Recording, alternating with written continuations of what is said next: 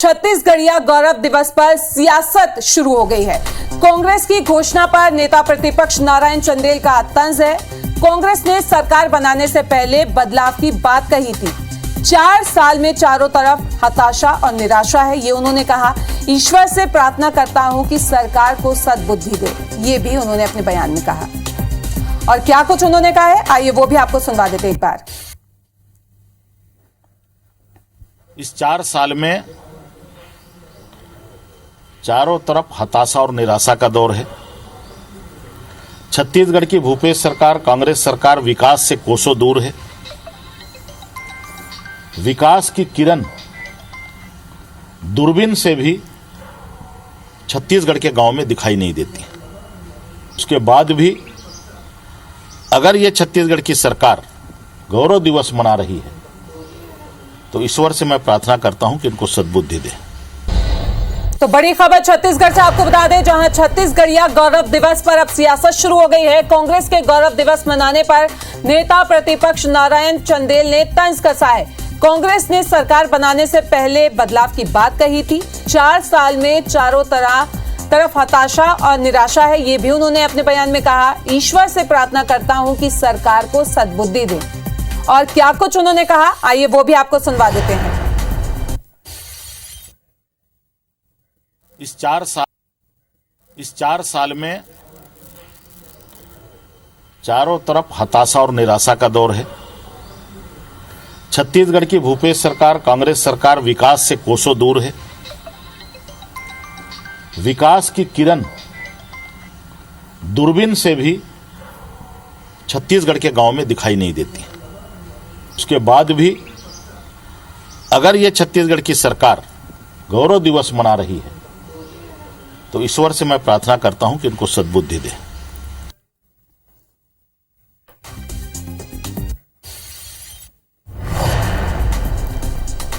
तो चलिए, दोनों ही पार्टी के दो नेता हमारे साथ जुड़ गए हैं। तो अमरजीत चावला कांग्रेस नेता और संजय श्रीवास्तव भाजपा नेता। तो सबसे पहले अमरजीत जी, आपसे ही जानना चाहूंगी, ये जो बयान दिया गया, क्या कहेंगे इस पे आप?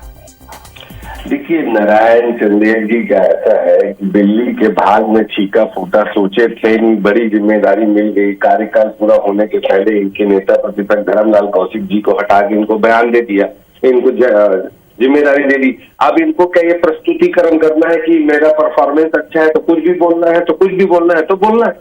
आप मुझे एक ही चीज बताइए, 80% किसान का प्रदेश है ये छत्तीसगढ़।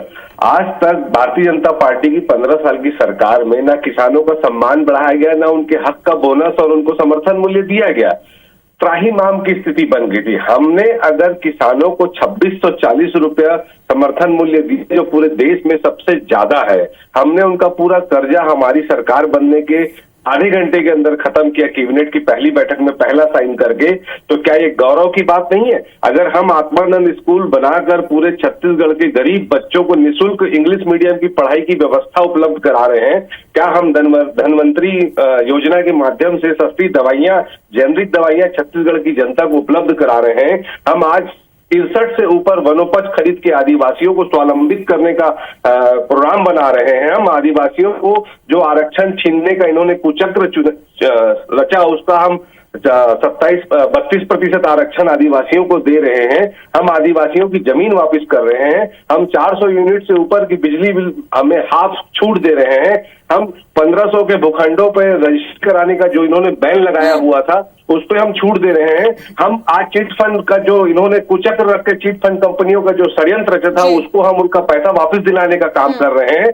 तो क्या ये गौरव की बात नहीं है? विश्व आदिवासी दिवस पर हम छुट्टियां दे रहे हैं, हम छत्तीसगढ़ की संस्कृति को बढ़ाने का काम कर रहे हैं, माता कौशल्या का मंदिर बना रहे हैं, राम वन गमन पथ बना रहे हैं। संजय श्रीवास्तव जी जुड़े हुए भाजपा नेता, उन्हीं से बात कर लेते हैं, उन्हीं से जान लेते हैं वो क्या कहेंगे। सुना आपने, क्या कहेंगे संजय जी आप?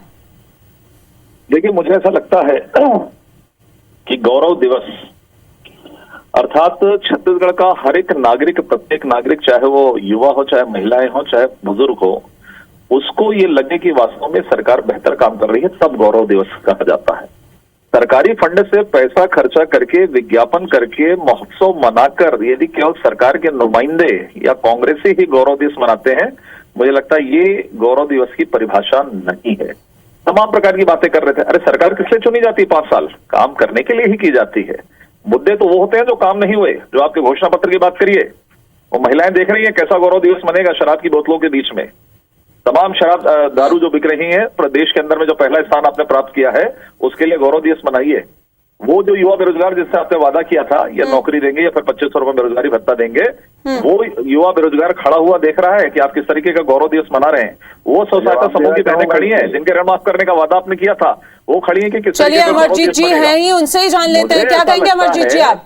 देखिए मुझे ऐसा लगता आप है एक चीज बताइए कि अगर आज छत्तीसगढ़ की संस्कृति का प्रचार प्रसार पूरे देश में हो रहा है, तीजा पोरा की छुट्टी मना रहे हैं, छत्तीसगढ़ की सौंधी सौंधी खुशबू पूरे देश में फैल रही है, ये बोलते हैं कि घोषणा पत्र। अरे मैं बोलता हूँ आप आमने सामने घोषणा पत्र लेकर बैठिए, आपके 15 साल के 3 घोषणा पत्र, उसमें 34 वादे पूरे हो गए हैं, बचे 2 भी हम पूरे करने जा रहे हैं। रही बात विज्ञापन की, तो पूरे विश्व में सबसे ज्यादा खर्चा करने वाली ये केंद्र की मोदी सरकार है। आप नशाबंदी की बात करते हो, सबसे ज्यादा शराब गुजरात में बिक रहा है।